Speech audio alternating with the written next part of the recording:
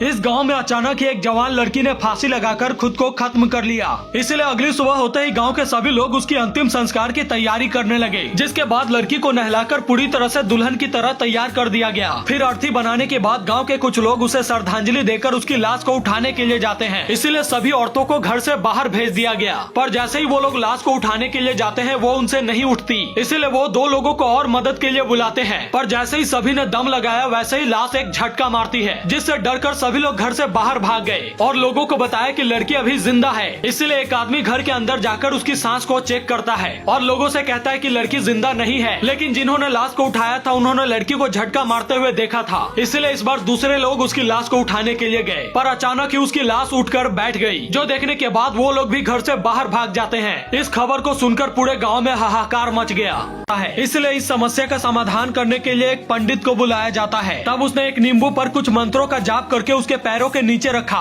लेकिन अचानक ही एक अनजान शक्ति ने पंडित को नीचे गिरा दिया, जिससे डर के मारे वो भी भाग जाता है। तब किसी को कुछ समझ नहीं आ रहा था कि ये हो क्या रहा है। पुलिस वालों को जब इस बात की खबर लगी तब वो भी छानबीन करने के लिए उस जगह पर आते हैं और अच्छे से लड़की के कमरे की भी तलाशी लेते हैं और दोबारा गाँव के लोगों को बुलाकर उसकी अर्थी को उठाने के लिए कहते हैं, जिसे वो उठाकर बड़ी ही मुश्किल से अपने कांधे पर रखते हैं। पर अचानक ही अस्थि के सभी पहिए टूट गए और लाश अर्थी के साथ खींचती हुई दीवार में जाकर सट गई, जैसे कि कोई मूर्ति खड़ी होती है। लड़की की अर्थी भी बनकर तैयार हो चुकी थी, लेकिन उसकी लाश वहीं पर होती है। तब उस लाश को देखने के लिए एक बूढ़ी दादी उस घर में आई और कुछ सोचने के बाद वो गांव के लोगों को बुलाकर साथ घर से पानी जमा करने के लिए कहती है। इसीलिए लोगों ने अपने अपने घर से पानी लाकर जमा करना शुरू कर दिया। तब जैसे ही औरत पूजा विधि शुरू करती है वैसे ही दरवाजे पर लगा टेंट नीचे गिर जाता है, जिस कारण पूजा में विघ्न आ गया और मरी हुई लड़की के पिता का सर फट जाता है। तब लड़की के पिता को अपनी गलती का एहसास हुआ, क्योंकि उसने पिछली रात अपनी बेटी पर थप्पड़ चलाया था। इसलिए वो उसके पास जाकर उसके पैर छूकर उससे माफी मांगता है। कुछ देर बाद वहाँ पर लड़की से माफी मांगने के लिए उसका प्रेमी आया, लेकिन परिवार के लोग उसे मारकर वहाँ से भगा देते हैं, क्योंकि पिछली रात जब वो उससे मिलने के लिए गई थी तो किसी बात को लेकर दोनों के बीच बहस हो गई थी। तब लड़के को लग रहा था कि शायद इसी बात को लेकर लड़की ने आत्महत्या कर लिया है। उसे अपनी गलती का एहसास हुआ और वो उसके पाँव पकड़ के उससे माफी मांगता है, लेकिन अचानक ही उसके घर के ऊपर बहुत सारे कौवे मंडराने लगे, जो देखकर गांव वाले भी हैरान थे। तब उसकी अस्थि में एक आदमी फिर से रस्सी बांधकर उसे खींचने की कोशिश करता है, लेकिन अचानक रस्सी टूट गई। इस अनहोनी को देखकर लड़की के दादी का सब्र टूट गया और वो फूट फूट कर रोने लगी। कुछ देर बाद वो वर्षों से बंद एक पुराने कमरे में जाती है, जहाँ एक बक्से के अंदर उसकी मरी हुई बहन की एक पुरानी चादर रखी थी और उसी में रखी थी एक सोने की मुकुट। बूढ़ी दादी उस चादर को ले जाकर लड़की के कांधों पर रख देती है